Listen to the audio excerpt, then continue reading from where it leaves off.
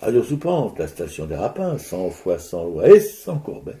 L'émission à Racaille du 31 mars 2026, qui va maintenant vous éclairer sur une exposition dans un lieu mythique au pied de la butte. Ouais, la Halle Saint-Pierre, l'étoffe des rêves, c'est le titre de l'exposition actuellement à la Halle Saint-Pierre, ce musée d'art brut, donc situé au pied de la butte Montmartre. C'est la découverte de 36 artistes qui chacun s'exprime à travers le textile avec des techniques et des savoir-faire différents, le tissage, la broderie, le tricot, le canevas, la couture, la dentelle, le macramé, la sculpture, les installations. Laine, fil, perles, paillettes, boutons, tissus, colifichets, encre, autant de matières et de couleurs travaillées en volume ou en aplat pour s'immerger dans chacun des récits de ces artistes grâce à une scénographie bien pensée. Difficile d'évoquer tous ces artistes tant l'expo est foisonnante, donc je ne reviendrai pas sur les 36 artistes.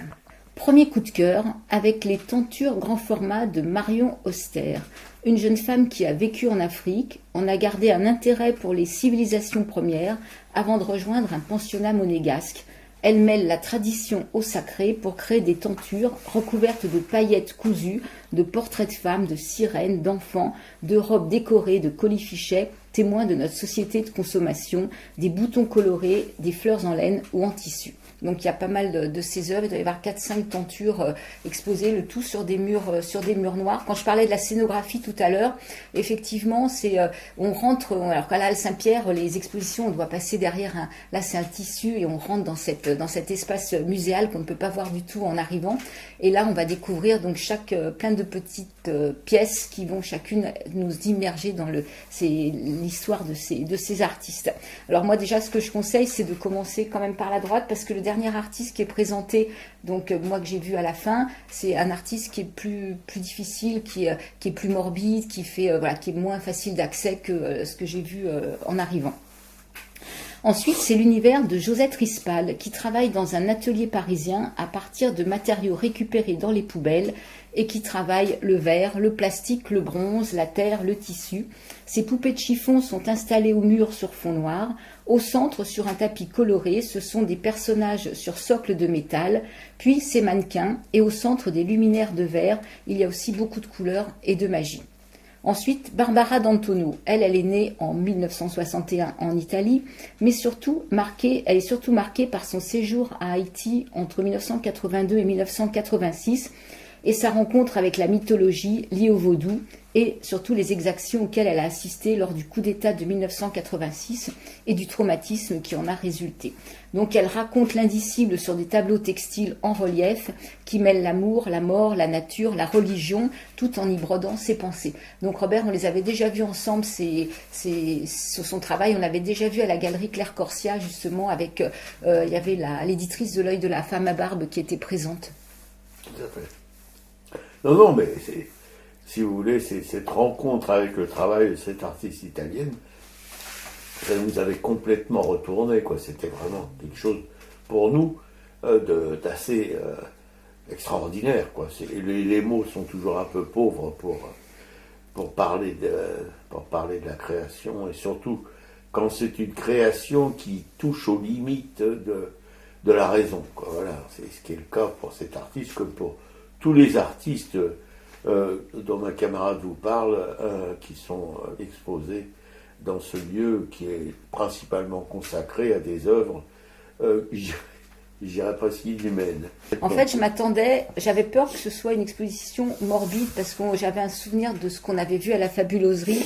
On avait vu des poupées de chiffon dans des greniers avec des odeurs vraiment d'humidité. Enfin voilà. Et même les poupées d'Alain Bourbonnais. Enfin tout ce qu'on avait vu là-bas, je trouve que c'était quand même assez difficile. Celle qu'on avait vue aussi au musée du judaïsme. Oui, c'est ça, de Nedjar là. Ouais. Donc effectivement tout ça, j'avais quelques appréhensions et donc j'ai été vraiment agréablement surprise quand j'ai découvert tous ces travaux qui effectivement sont des travaux où on sent les heures de travail, de précision, d'acharnement sur ce travail, mais il y a quand même beaucoup il y a de la lumière, il y a de la gaieté, il y a des couleurs, donc moi c'est ça qui m'a énormément plu et je trouve que ça donne il y a quelque chose de très créatif qui qui est communicant en fait. Voilà. Après, il y a aussi là le travail de Raymond Renaud. Alors toi qui as vécu dans le Sud, tu dois le connaître. On l'appelait le maître de Sénas, donc il a vécu en Provence. C'est un ancien peintre en bâtiment qui a suivi des cours de l'école de Paris et qui a travaillé d'atelier en atelier, qui a découvert ensuite chez Sac et s'est libéré donc des contraintes académiques. Et là, il crée des totems à partir de bois peint, de racines, de branches et d'objets trouvés. Il y a Aurélia Jobert, elle chine des canevas. Alors elle, je crois que c'est celle que j'ai vraiment préférée. Elle chine des canevas par dizaines qu'elle assemble en les cousant. Elle compose ainsi un univers de scènes foisonnantes de détails, mêlant les motifs de culture populaire à l'histoire de l'art. Donc on peut retrouver Bécassine, Claude François ou encore un Poulbeau, aux côtés de scènes classiques de paysages ou de nature morte. De loin, ce sont des fresques textiles et de près, on distingue effectivement les différentes matières, la laine, le coton ou encore la toile à canevas brut. Et elle rend hommage en fait aux différentes mains de femmes et à leurs loisirs domestiques, à toutes ces femmes qui ont passé des heures à travailler ainsi sur les canevas. Et elle défend, elle, l'idée d'un art figuratif décloisonné et populaire. Voilà ce qu'elle dit. Je construis en quelque sorte un nouveau paysage où tous les styles et toutes les générations cohabitent sans limite de temps, d'espace ou de genre et où tout fusionne pour ne faire qu'un. C'est la naissance d'un nouveau territoire, fantaisiste, exubérant, dans lequel toutes les frontières géographiques ou artistiques sont abolies. Alors les deux fresques textiles qu'elle présente sont monumentales, c'est-à-dire qu'elle doit faire, je sais pas, 4 mètres sur 3, enfin il y en a 2, et vraiment, il y a de quoi s'asseoir devant, et il faut vraiment prendre le temps de s'asseoir, de regarder, parce qu'il y a des détails partout, et après, s'approcher pour effectivement voir ce qu'on ne voit pas de loin, c'est-à-dire ce que je décris, les différentes matières, les différents canevas, comment ils sont articulés, quoi. Voilà. Ensuite, il y a Marie-Rose Lortet. Elle, c'est une architecte du fil qui construit en volume des structures aérées, des bâtiments, des maisons, des îles.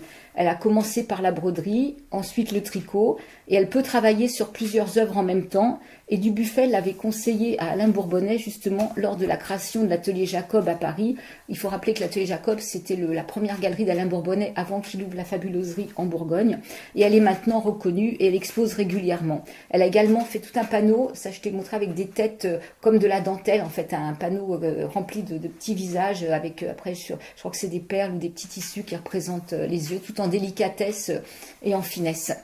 Alizera Achabi Sissi, dit Cécé, lui c'est un fils de tailleur et il est né d'une fratrie de 7 enfants. Il quitte l'école primaire au décès de son père pour soutenir sa mère. À 20 ans, il découvre le bazar de Téhéran, il achète des tapis et des kilims rudimentaires qu'il revend au marché de la ville. La pandémie de 2020 met fin à son activité, il devient chauffeur de taxi. Il acquiert une machine à coudre à broder industrielle qui va lui servir à faire des aplats de tissu sur des tapis avec des scènes figuratives, comme ce général qu'on voit sur un cheval là. Anaïs Echen, elle est autodidacte, elle travaille sur des toiles de coton sur lesquelles elle imagine des cartographies imaginaires et elle dessine à l'encre à base d'acétate de fer avec un fin stylet de bambou, un calame, une technique de l'Inde du Sud.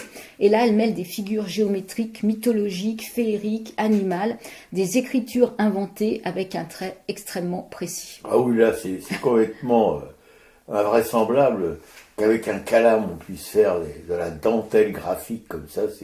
Moi, à l'énumération de ma camarade de combat, je suis déjà complètement pétrifié.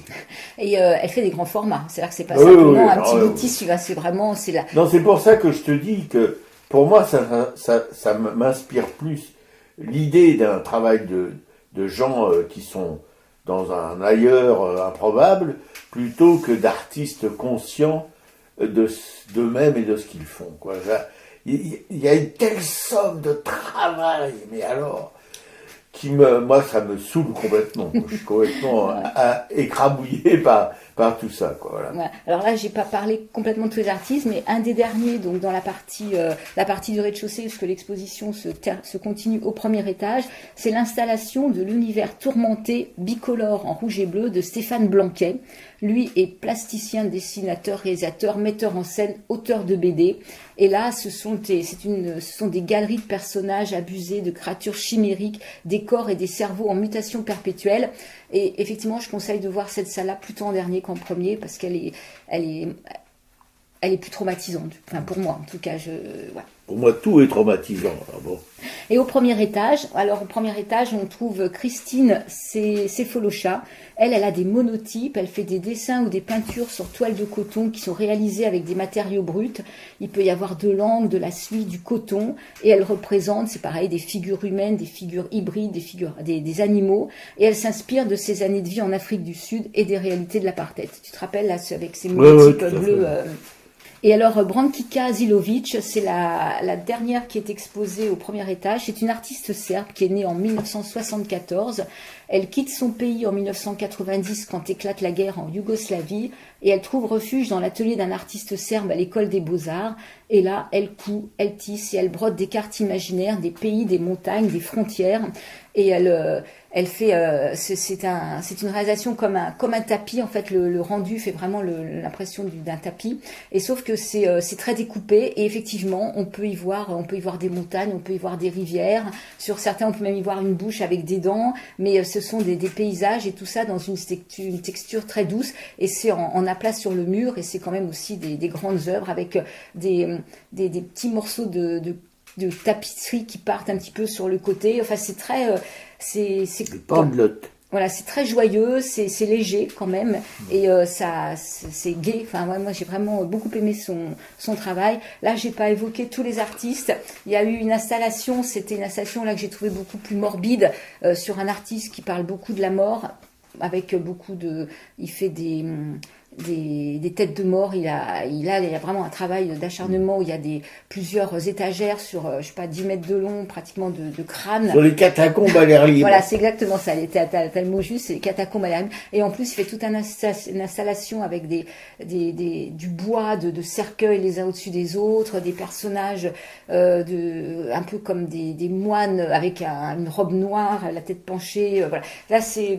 Bon, moi, j'ai eu plus de mal avec ça. On est plus là dans cet espace complètement traumatisant qu'on a vu avec les sœurs. Le qui. Mais en tout cas, c'est une exposition, moi, qui m'a énormément plu. Je vous invite vraiment à aller découvrir tous ces travaux. Et surtout, quand on a envie de toucher un peu après, de bricoler, c'est stimulant. Et de pouvoir plonger dans ces univers, c'est vraiment très bien, très bien. La scénographie est vraiment bien pensée, quoi. Oui, sauf que de mon point de vue personnel, et je le partage avec moi-même, si vous voulez, c'est le contraire de la création artistique. C'est une accumulation hallucinatoire même, hein, de couleurs, de formes, etc., etc. C'est vraiment, c'est illisible déjà, pour moi en tout cas. Voilà, je suis complètement stupéfait, quoique commence à connaître ma partenaire, stupéfait que tu aies ce regard complètement fasciné sur ces œuvres qui, moi, me perturbe à un point qu'on ne peut pas imaginer. Ouais. Mais toi, voilà. Tu ne m'as pas accompagné, tu les as vus en photo, et donc tu n'as pas bénéficié de l'espace. Par exemple, le premier étage, où on retrouve les œuvres là de celui qui est un peu qui a fait de la BD là, les œuvres que j'ai moins aimées. En fait, le premier étage est lumineux, donc en fait on est moins pris par cette ambiance qui pourrait être oppressante. Et il y a quand même, tout est quand même très aéré, donc justement il y a chaque univers, mais entre temps il y a de l'espace pour circuler. Moi je me suis pas du tout sentie oppressée. Moi j'aime beaucoup en fait tout ce qui est textile, laine, coton. Effectivement, j'aime beaucoup regarder, et si je pouvais les toucher, ce serait encore mieux, quoi. Oui, mais moi je suis d'une, je ne veux pas dire d'une pensée parce que c'est un peu prétentieux, mais d'une mouvance ou d'une école, ou plutôt une école maternelle d'ailleurs, de l'art, où si tu veux, pour moi c'est un élan, mais où on simplifie au maximum, on résume, on concentre l'émotion dans une forme, dans une couleur, 2 ou 3, voilà, mais pas cette espèce de comment dirais-je, de travail, mais hallucinant, d'accumulation, etc. Bah, ça me détruit complètement la joie de vivre.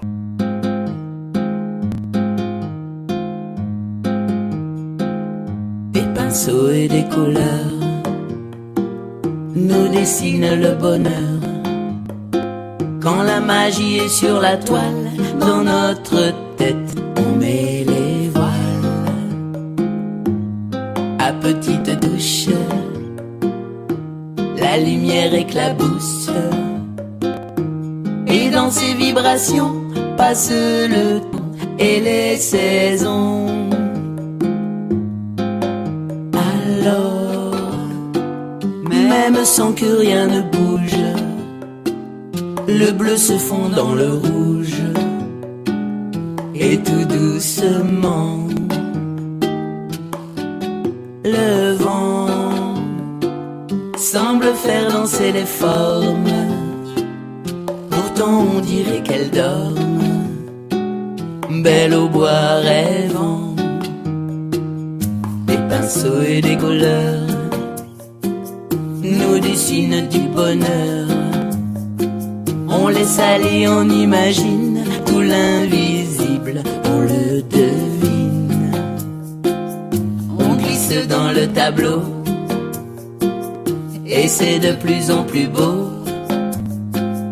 Quand on touche l'horizon, on entend chanter des violons. Alors, on voit dans des reflets d'or, comme l'écrin d'un trésor qui nous attend.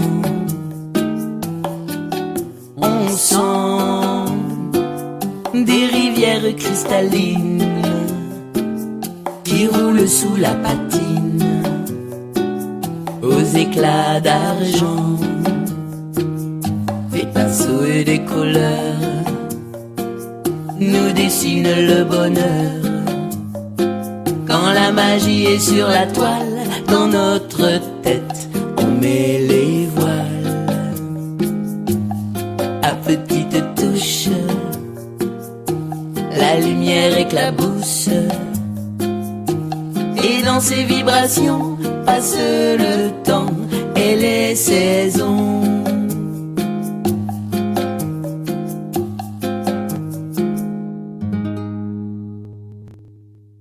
Alors, quand les couleurs s'en mêlent, Catherine Fontaine et Marie.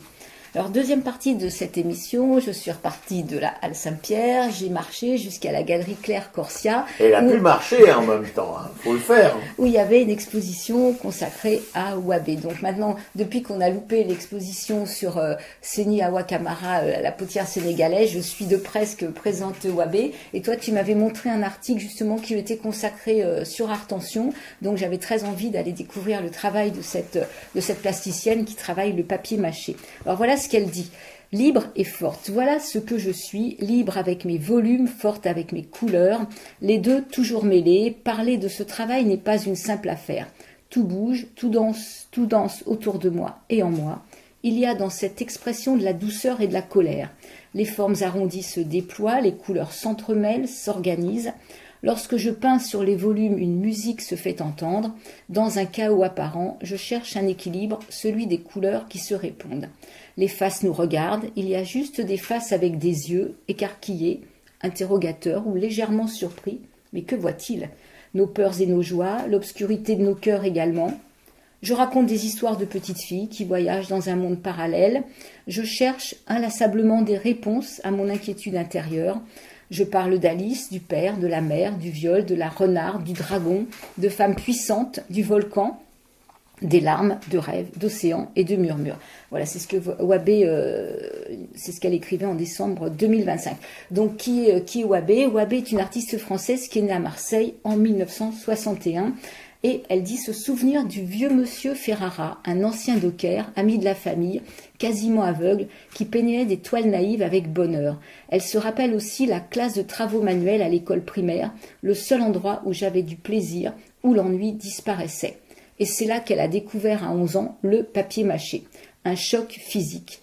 Dès lors, elle n'a eu de cesse de modeler, notamment des masques au début, et elle dit « Je n'avais de goût que pour cela, tout le reste était une souffrance, tout le reste je le faisais à contre-cœur ».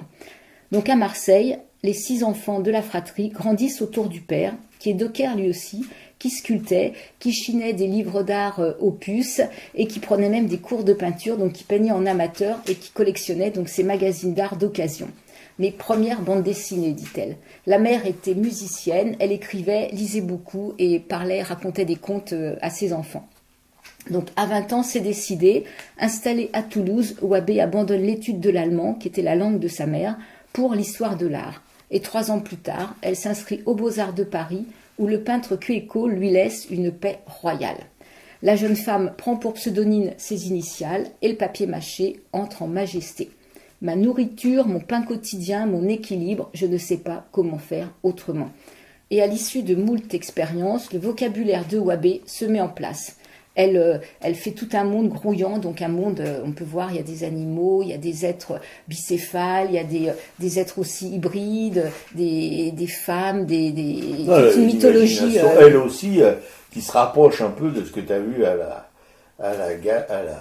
Halle Saint-Pierre. Oui, ça c'est vraiment, je trouve que c'est très bien de voir ces deux expositions, ça se répond très très bien. Et elle a un monde qui est vraiment rempli de couleurs, de formes. Alors, elle fait penser beaucoup à Niki de Saint-Phal par ses volumes, ses formes et ses couleurs. Elle a aussi eu des commandes, publiques. Donc, on peut retrouver par exemple à la Villette, devant la Cité des Enfants, il y a cette énorme sculpture qui s'appelle Bienvenue et où les enfants peuvent passer dessous. Donc ça, c'était une commande qu'elle a, un concours, un appel à projet qu'elle a remporté alors qu'elle ne pensait pas du tout que ça attirait, que ça plairait au jury. En fait, celle qui a gagné cet appel à projet. Donc elle fait donc des sculptures que du papier mâché, donc avec une structure métallique quand même pour que ça tienne le coup. Pour le papier mâché, il faut toujours faire un squelette. Et donc elle fait toujours cette recherche artistique. Donc effectivement, on peut parler, moi je pense quand même de lignée de Niki de Saint-Phal, et elle parle aussi de l'univers un peu des frères Di Rosa, quoi. C'est dans ce côté un peu coloré. Moi, je préfère son travail à celui des Di Rosa. Voilà, donc elle ne représente pas la réalité, mais effectivement ce monde rêvé, cet imaginaire avec toutes ces créatures très diverses. Et donc à la galerie Claire Corsia, on peut découvrir pas mal de ses œuvres. Et donc découvrir son travail, c'est apporter une bouffée de couleurs, de joie. Et je trouve que là au printemps, c'est complètement cohérent. Voilà. Oui, c'est beaucoup moins oppressant que ce qui précédait cette découverte de cet artiste. À la galerie Claire Corsia. Alors voilà ce que dit René Turc quand il y a un livre qui est sorti en 2014 qui s'appelle Wabé, Biface et autres merveilles aux éditions Grandir. Voilà ce qu'il écrit. Ce n'est pas le matériau qui fait l'art mais bien le regard. Tout l'or du monde ne saurait rendre précieux un travail laborieux. À l'inverse, un matériau humble comme le papier mâché permet au talent débridé de Wabé de s'exprimer avec une verdeur et une générosité qui laisse rêveur. Wabé ne s'embarrasse ni de prudence ni de révérence, elle va poétiquement d'un pas égal dans les clairières peu fréquentées de l'art d'aujourd'hui, celles où jouent les enfants rêveurs qui les peuplent d'animaux et de merveilles. Donc son travail a été exposé en France, en Suisse, enfin un peu... Il a fait un bouquin dessus, truc ? Apparemment, oui, il y a un petit bouquin qui s'appelle Biface et autres merveilles que la galerie présentait avec le numéro d'Artention que tu avais. Et donc, Wabé, en fait, ce nom me disait quelque chose et naturellement, je me suis souvenu après en lisant plusieurs articles que j'avais visité son atelier lors des portes ouvertes des journées d'artistes à Montreuil et qu'elle a son atelier à 3 rues de chez moi, voilà, un atelier dans une grande maison. Et là, en fait, elle est maman, elle a trois filles et elle a conjugué tout ça, son travail d'artiste et son travail de maman, quoi. Ouais. Non, c'est bien que René Truc ait produit un bouquin sur cet artiste parce que c'est vraiment c'est quelqu'un de si, enfin, qui a révolutionné un petit peu pas la littérature enfantine, mais l'édition enfantine. Voilà. Avec Grandir, oui. Avec Grandir, c'était une petite révolution d'ailleurs. Il a fait ça tout. C'est un ancien instituteur, voilà, qui s'est lancé dans une aventure complètement dingo et qui a réussi à monter cette petite maison d'édition et à publier. Alors voilà, prenez les trucs, c'est pas quelqu'un qui va vous dire faut faire ceci, faut faire cela. Vous faites ce que vous voulez, il l'accepte ou il l'accepte pas, mais il va jamais vous donner des conseils. Ouais, genre tous ces éditeurs pas seulement de livres d'enfants, mais ces éditeurs en général, qui sont là à vous prodiguer. Ah oui, c'est intéressant votre travail, mais il y a trop de gouailles ou des choses comme ça, ce qui m'est arrivé avec un éditeur belge. Bon, voilà. Mais enfin, c'est un éditeur belge qui m'a quand même donné des conseils pour essayer de m'améliorer, ce qui n'est pas le cas de la plupart des éditeurs Ouais. auxquels vous envoyez des manuscrits. Bah voilà, donc je sais pas si ce livre, on peut encore se le procurer. En tout cas, on peut aller le consulter dans la galerie Claire Corsia. Si, parce que la manière dont fonctionnent les éditions Grandir est tellement excentrique qu'ils ont des stocks invraisemblables Voilà, de tout. Donc vous pouvez vraiment, parce que si vous voulez, ils m'ont publié 2 bouquins il y a 20 ans, et il y en a toujours. Parce que ils vendent, mais je sais pas comment ils s'en sortent d'ailleurs, parce que ils n'ont pas de vrais représentants professionnels. Ils vendent presque au porte-à-porte, Ouais. quoi, ouais. À un moment, ils étaient au salon du livre jeunesse de Ah, ils y étaient Montreuil, mais souvent, ouais. oui, mais là, je pense qu'ils y sont plus parce Ah bon qu'en fait, bah, il faut quand même se déplacer parce qu'ils sont dans le sud de la France. Ouais. Il faut payer le stand. Ah oui, oui, voilà, ça fait beaucoup. c'est surtout payer le beaucoup de frais, stand. quoi. Ouais. Mais en tout cas, voilà, allez découvrir Claire, allez découvrir Wabé à la galerie Claire Corsia. Moi, j'ai été très bien accueillie. J'ai posé des questions et Wabé, donc moi, j'y suis allée vendredi. Elle venait le samedi faire une découverte, voilà, de son exposition. Et peut-être qu'elle le fait sur plusieurs samedis de suite, comme elle habite à Montreuil, elle n'est pas très très loin. La galerie Claire Corsia est rue Saint-Martin, donc c'est pas très très loin pour se déplacer. Donc je vous invite à découvrir son travail là-bas, quoi. Et moi, je vous presse d'aller sur le site des éditions Grandir, parce qu'il y a une multitude de petits bouquins, et vous pourrez vous-même constater que c'est très riche, c'est très créatif, et je vous dis surtout que le personnage de René Truc et de sa compagne, voilà, qui était elle aussi, je crois, institutrice, et que c'est un couple assez extraordinaire. Voilà. Sauf qu'ils ont arrêté maintenant. Eux sont partis à la retraite, quoi. Oui, mais il y a leur fille qui Oui. continue. Oui, je voulais faire une petite directive avant que ma camarade de combat meure de rire, puisqu'elle a toujours des fous rires, voilà, quand je dis des bêtises, et là j'en ai dit une énorme en qualifiant Monsieur Turc de truc. Voilà. Et là, elle est explosée, elle en a pour 8 jours à s'en remettre. Bon, Voilà. Bon. pardon René. Rouge comme une pomme, rouge comme un ballon. C'est la couleur qui brille quand je saute à l'unisson. Les couleurs dansent dans mon cœur. Bleu, vert, jaune et rouge, comme un arc-en-ciel en fleurs. Bleu comme la mer, bleu comme le ciel. Je l'aime quand il brille, comme un doux soleil. Les couleurs dansent dans mon cœur. Bleu, vert, jaune et rouge, comme un arc-en-ciel en fleurs. Vert comme les feuilles, vert comme les grenouilles. Je saute et je rigole dans l'herbe qui chatouille. Les couleurs dansent dans mon cœur. Bleu, vert, jaune et rouge, comme un arc-en-ciel en fleurs. Jaune comme un poussin, jaune comme le matin. C'est la couleur qui chante quand je me lève sans chagrin. Les couleurs dansent dans mon cœur. Bleu, vert, jaune et rouge, comme un arc-en-ciel en fleurs. Orange comme un tigre, orange comme un feu. C'est une couleur magique qui réchauffe les cieux. Les couleurs dansent dans mon cœur.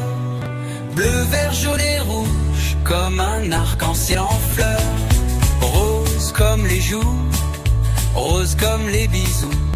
C'est la couleur des câlins, des sourires malicieux.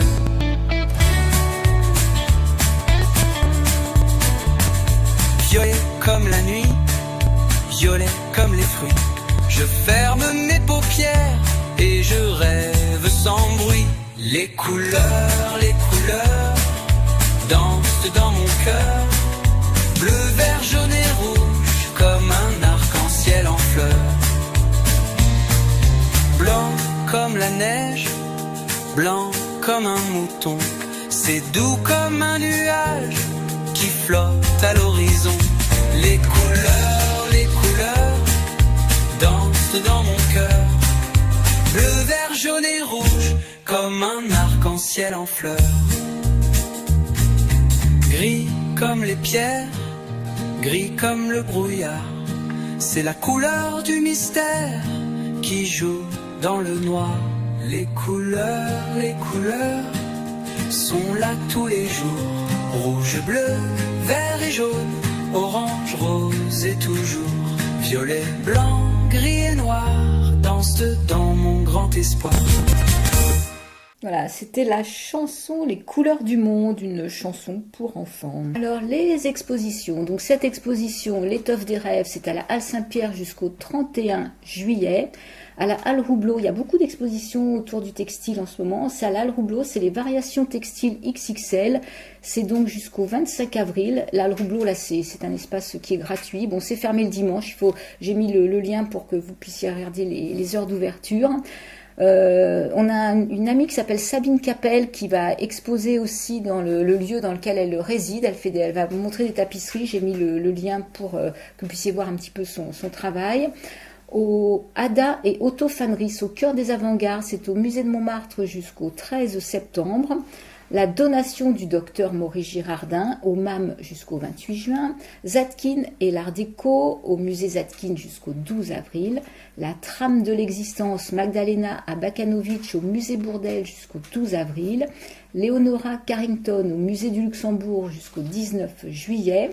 L'art cruel à la galerie Kaléidoscope jusqu'au 30 avril.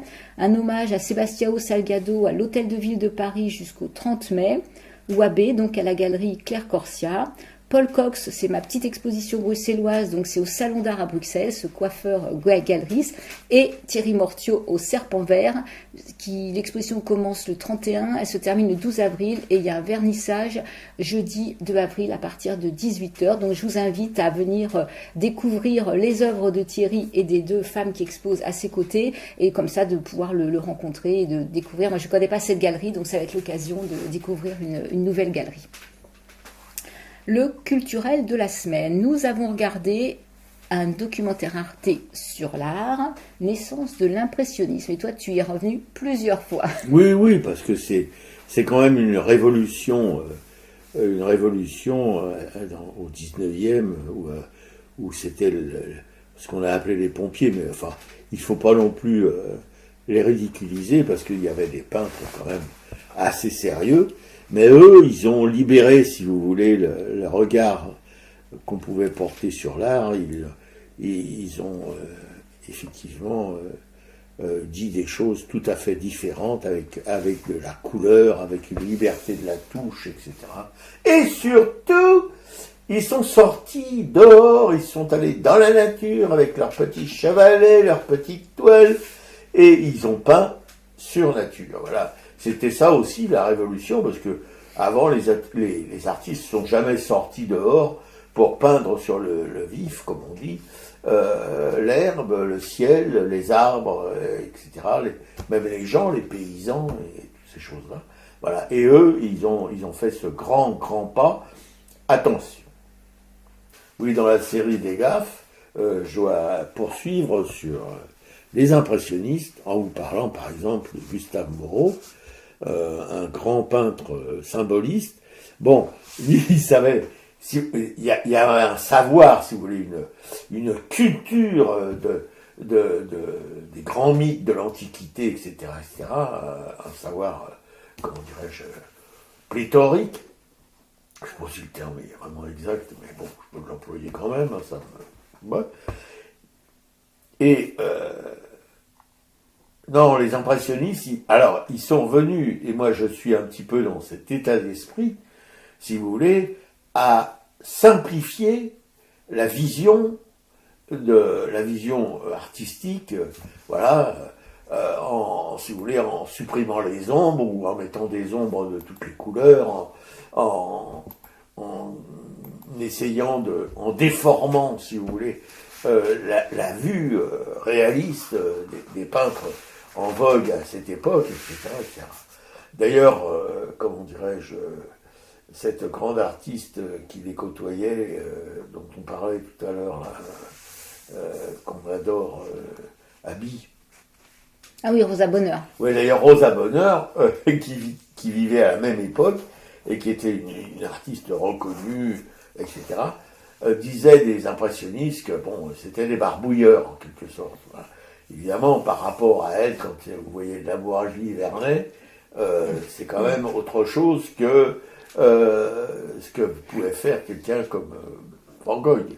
Même si on peut adorer Van Gogh pour son travail complètement dingo, on peut dire ça comme ça, il faut quand même reconnaître que techniquement, il y avait quand même quelques faiblesses. Voilà, c'est ça que je voulais dire.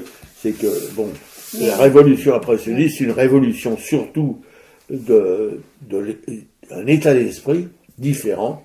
Et de voir à quel point c'est difficile d'amener quelque chose de différent. nouveau, voilà, comment ils ont eu du mal à faire leur première exposition, que c'est Nadar qui leur a quand même prêté ce local pour pouvoir exposer, que finalement ça n'a pas non plus tellement marché à la première exposition. Et comment, par exemple, moi j'aime beaucoup, forcément Berthe Morisot, elle a fait pratiquement toutes les expositions des impressionnistes, sauf l'année où elle a été enceinte de sa fille. Et comme parce qu'il y en a beaucoup qui sont venus, qui sont partis, et Manet qui était dans le groupe au départ du groupe des Batignolles, là, qui venait souvent chez Basile, en fait lui n'a pas voulu exposer avec les impressionnistes, quoi. Oui.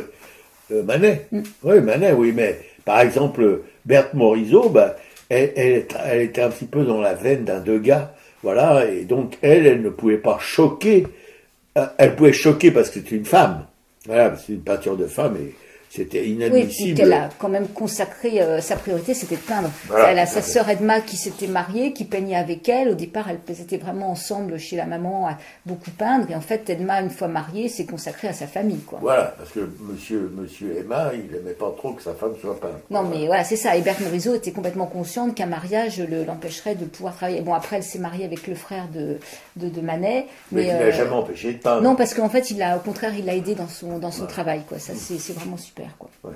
Donc voilà, c'est l'impressionnisme, si vous voulez, c'est vraiment intéressant pour cette espèce de poussée de fièvre à la fin du 19e. C'est ce qui a cassé, enfin, un ordre établi, en tout cas un ordre établi artistique, avec ces salons où c'était la bourgeoisie parisienne ou l'aristocratie parisienne qui venait se montrer. Voilà. Et là, c'était... Mais bon, ça a été... En même temps, pour moi, l'intérêt de cette révolution picturale, c'est plutôt ces côtés révolutionnaires, rupture avec les conventions qui me passionnent. Parce que c'est vrai que, si vous voulez, à côté des réalistes qui étaient un petit peu avant eux, ou des naturalistes plutôt, il y a quand même, dans certains sujets, on nous montre les meilleurs, mais il y avait des dérapages incontrôlés. Ouais, après, il y a, comme on dit, cette impression, cette lumière, ce jaillissement, et ça, c'est important, quoi. Oui. Ouais. Donc moi j'ai lu un livre, j'ai lu La Petite Bonne de Bérénice Pichat. Je remercie Sophie de m'avoir conseillé cette lecture. Alors c'est un livre qui une fois de plus encore m'a bouleversée, effectivement, qui a atteint complètement ma sensibilité. C'est un livre choral avec 3 voix, donc il y a la voix de cette petite bonne, il y a la voix de madame, chez qui elle va travailler, et de monsieur, dont elle va s'occuper pendant que madame va partir un petit moment. Et en fait, l'écriture est très particulière, justement. Il y a une écriture un peu en poétique, c'est-à-dire qu'il y a sur une demi-page, donc c'est une forme de prose où là la petite bonne va raconter son travail, ses engagements, on va apprendre à la connaître petit à petit. Il y a des passages de littérature classique qui sont plus comme de la prose, où madame peut raconter, où monsieur peut raconter, et en fait monsieur est une gueule cassée, c'était un pianiste de talent que madame a épousé, et en fait qui en 1917 à la guerre de 14 a été complètement défiguré, recousu, enfin voilà, qui a des pinces à la place des bras et qui a plus de jambes, enfin voilà. Et donc cette femme, son épouse qui a aimé ce pianiste, en fait s'en occupe forcément, elle n'a pas d'autre choix que de rester avec lui. Et lui, à un moment, lui, il a du mal avec ce corps, avec tout ce qu'il ne peut plus faire. Donc en fait, il a envie qu'elle reprenne un peu goût à la vie, et lui, il va en profiter, donc pendant qu'il va être tout seul avec la bonne, pour éventuellement lui proposer quelque chose. Et en fait, ça va pas se passer comme il l'imagine, mais en fait, ce qui est très beau, c'est comment la bonne et ce monsieur là vont communiquer, vont chacun prendre de la liberté, se montrer à découvert. Et je trouve que inventer un roman de cette manière, avec autant de laisser transpercer autant d'émotions, je pensais pas pouvoir avoir tombé comme ça vraiment dans ce livre. Au début, j'étais un peu surprise sur la façon dont c'était écrit. Et en fait, après, on est vraiment avec ces deux personnages et puis cette femme qui va revenir. Et en fait, c'est un livre, donc ça peut être un livre donc sur ce métier de bonne, sur la guerre de 14, sur tous ces gens qui ont perdu quand même leur vie. Ça peut être un livre sur la fin de vie, sur la culpabilité. Il y a tout ça qui est articulé avec intelligence dans ce récit. Bien. Ben, je vois que tu sors pas de l'hallucination. Alors, on termine par le salut aux Aminches.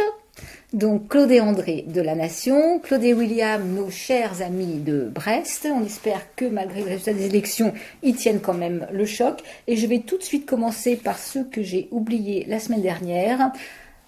Jacqueline Imbert et son mari Raymond Imbert, Colette et son mari Odon, ils sont tous les 4 maintenant malheureusement décédés, et notre sorcière bien-aimée Geneviève. Voilà. Elle aussi décédée. Voilà, elle aussi décédée. Non, mais bientôt, ça sera la plupart des gens dont on parle dans les Aminches, ils sont plus là. Mais en tout cas, ça sera une truc nécrologie. Mais en fait, c'est des rencontres qui nous ont énormément marqués parce qu'on a été, par exemple, chez Jacqueline et chez Colette, on a été très bien accueillis, beaucoup de générosité, et on a envie de s'en rappeler et de le rappeler. De même que on peut citer effectivement comme Galerie Zomique Paula Dardouin qui, dès le moment où on est rentré dans sa galerie, a été très chaleureuse. Elle est venue dans notre émission quand on était sur une radio ONI, comme tu dis, et vraiment là elle s'est livrée, elle a raconté sa vie, enfin vraiment on a eu de la chance de la côtoyer en fait ainsi quoi. C'était vraiment des très belles rencontres. Dans les galeries, on a Marie Degnaud qui elle en fait tient toujours sa galerie, la galerie Kaléidoscope, où on peut voir l'exposition Art Cruel. On a tous nos graveurs qu'on adore, bien sûr, de talent. Donc Thierry Mortiaux qui va exposer et qui sera présent jeudi rue à la galerie Le Serpent Vert. On a Sophie Villoutrex-Brageux, on a Alice Amoroso, Raoul Viloulas, Agnès Dubar, je ne sais pas si j'en oublie, Juliette Planck, j'espère que j'en oublie pas. On a nos amis plus proches, ma bande de copines Claudine, Laurence et leurs compagnons. On a Anne-Emmanuelle, Corinne et Fredo, des amis qui sont aussi qui sont artistes, et Corinne travaille beaucoup la tapisserie, le textile, et justement c'est elle qui m'avait aussi parlé de cette exposition. Et ma voisine et amie peintre polonaise, Anna Sinoracka, qui a un travail expressionniste de qualité, sur laquelle on avait aussi fait une émission par rapport à son travail. Je m'excuse auprès de ceux que j'ai oubliés. La semaine prochaine, on va être au top. On va reprendre tous nos brouillons pour bien n'oublier personne. On termine avec... Mélisse, faut vivre! Salut à tous! Salut copines, salut copains!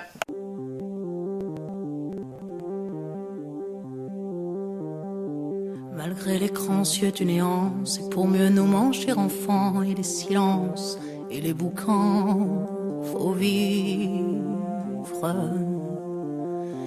Et bien qu'aveugle sur fond de nuit, entre les gouffres infinis, des milliards d'étoiles qui rient, faut vivre. Malgré qu'on soit pas toujours beau, et que l'on ait plus ses 16 ans, et sur l'espoir, un chèque en blanc, faut vivre. Malgré le cœur qui perd le nord, au vent d'amour qui souffle encore, et qui parfois encore nous grise, faut vivre. Malgré qu'on n'ait pas de génie, n'est pas Rimbaud qui veut Pardi, et qu'on se cherche un alibi. Malgré tous nos morts sans coquette qui errent dans les rues de nos têtes, faut vivre. Malgré qu'on soit brave et salaud, qu'on ait des complexes à gogo et qu'on les aime, c'est ça le pire, faut vivre. Malgré l'idéal du jeune temps qui s'est usé au nerf du temps et par d'autres pris en chantant, faut vivre. Malgré qu'en se tournant vers le passé, on est effrayé de s'avouer qu'on a tout de même un peu changé, faut vivre. Malgré malgré que l'on soit de passage, qu'on vive en fou, qu'on vive en sage, tout finira dans un naufrage. Faut vivre, malgré qu'au ciel de nos poitrines, en nos sentinelles endormies, dans un bruit d'usine gémit, le cœur aveugle qui funambule sur le fil du présent qui fuit. Faut vivre, malgré qu'en nous un enfant mort s'il peut parfois remuer encore comme un vieux rêve qui agonise. Faut vivre, malgré qu'on soit dans l'engrenage des notaires et des héritages où le cœur s'écore et s'enlise. Faut vivre, malgré qu'on fasse de l'humour noir sur l'amour qui nous en fera boire jusqu'à ce qu'ils nous disent au revoir. Faut vivre, malgré qu'à tous les horizons, comme un point d'interrogation, la mort nous regarde d'un œil ivre. Faut vivre, malgré tous nos serments d'amour, tous nos mensonges jour après jour, et bien que l'on n'ait qu'une vie, une seule pour l'éternité, malgré qu'on la sache rater. Faut vivre,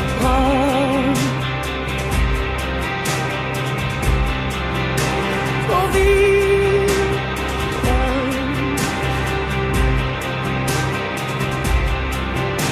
faut vivre, faut vivre.